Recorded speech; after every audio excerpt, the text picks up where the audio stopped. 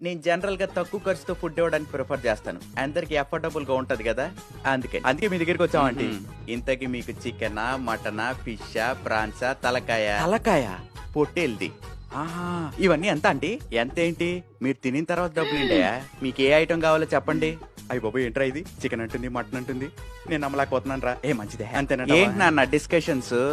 అంటే మాకు ఇన్ని ఛాయిస్లు ఉంటాయి అనుకోలేదు. మీరు సడన్ గా చికెన్ మటన్ అంటేను థింక్ చేయడానికి కొంచెం టైం పట్టింది. ఆహా, ఇంతకి మీకు సింగిల్ కర్రీ కావాలనా, ఆల్ మిక్స్ కావాలనా, లేకపోతే ఏంట్రా అక్కడ గోపుతున్నట్టు?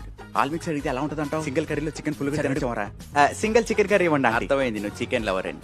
సింగిల్ కర్రీ అంటే ఒకటే వస్తుంది, ఆల్ మిక్స్ అంటే అన్ని ఐటెంలు వస్తాయి. తూచండి, మాకు ఆల్ మిక్సే కావాలి. ఆంటీ ఇవన్నీ తక్కువకి ఎందుకు ఇస్తున్నారు?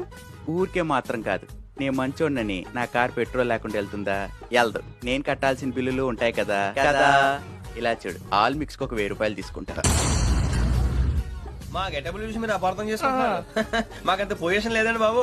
పోనీ మీ నలుగురు కలిసి ఒక ప్లేట్ తినొచ్చా? ఈ దరిద్రం నాకు అర్థమైంది. జస్ట్ వైట్ రైస్ ఇస్తాను, తీసుకెళ్ళండి.